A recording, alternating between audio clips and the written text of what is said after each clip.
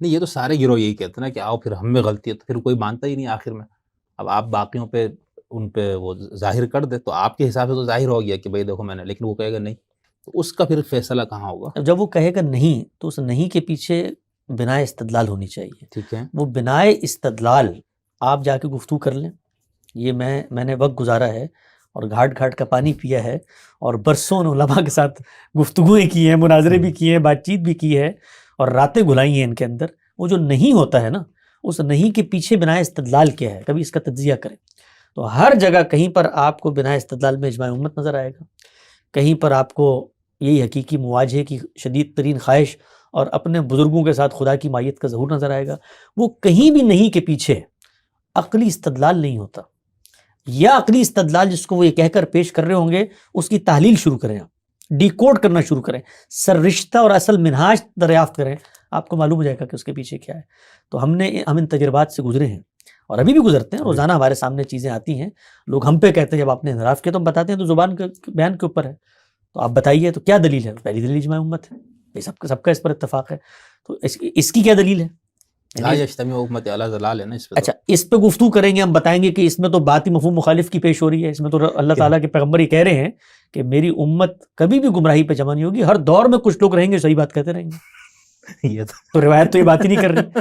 تو پھر اس کے بعد آپ پیچھے جائیں گے، آپ کہیں گے نہیں سورہ نساء کے اندر آیا ہے کہ وہ تو اللہ تعالیٰ نے سبیل المومنین کو چھوڑ دیں گے. تو وہ بتائیں گے کہ بھائی تو منافقین کا ذکر آگے قتل کرنے کی بات ہو رہی ہے، تو مارو گے تم مجھے، یہ تو زیر بحث نہیں ہے. پھر آپ آگے جائیں گے کہیں گے امام شافعی نے تو اجماع کی دلیل کے لیے جو ہے 25 دفعہ قرآن مجید پڑھا تھا، وہ قول امام شافعی ثابت نہیں ہے. تو وہ جہاں جہاں پیچھے آپ جاتے چلے جائیں گے تو وہ ہر نئی کے پیچھے جو استدلال ہے وہ واضح ہوتا چلا جائے گا. تو آخر میں وہ یہ کہیں گے کہ ابا آپ کے لیے ہم دعا کرتے ہیں.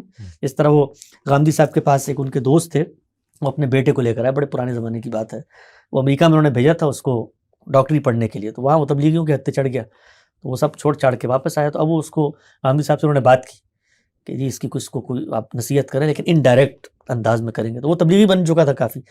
تو وہ اس لاہور سے انہوں نے ایئرپورٹ سے لیا اور اپنے بیٹے کو کہا یا میرے ایک دوست قیام کریں گے کچھ دیر اور پھر تمہیں لے جاؤں گا میں.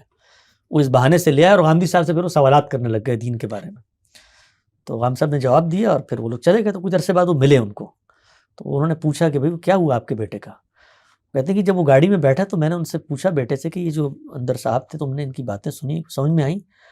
تو کہتے ہیں اس نے کہا کہ جی ہمارے بزرگوں نے کہا ہوا ہے کہ اس طرح کے غیر شرع لوگ جب گفتگو کریں تو اس موقع پہ درود شریف پڑھنا چاہیے. تو میں تو ایک گھنٹے سے درود شریف پڑھا تھا، میں نے تو کوئی بات سنی نہیں ان کی.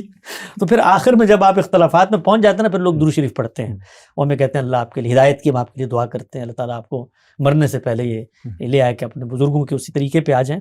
تو وہ ہر نئی کے پیچھے بنا استدلال کا تجزیہ کرنا ہے، وہ آپ کرنا شروع کر دیں، آپ پر دور دو چار کی طرح واضح ہو جائے گا. اہل تشیع کے پاس چلے جائیں، وہ آخر میں جا کر تصور رہ جائے گا، اس تصور کو ڈی کوڈ کریں گے تو کچھ نہیں ہوگا، تو آخر باطنیت کی تفسیر رہ جائے گی. اب وہ آپ کو کہتے ہیں میں منتقل تصوف میں جائیں، وہ تو اس چکر میں پڑتے نہیں ہیں مشقت میں، وہ کہتے ہیں بھائی چلو تو سمجھ میں آئے گا یہ، تو اس میں تو خود تمہیں بتانا پڑے گا، یعنی وہاں تجربہ منتقل ہی نہیں ہو سکتا. تو ہر نئی کے پیچھے جو استدلال ہے اس کا تجزیہ ہوگا.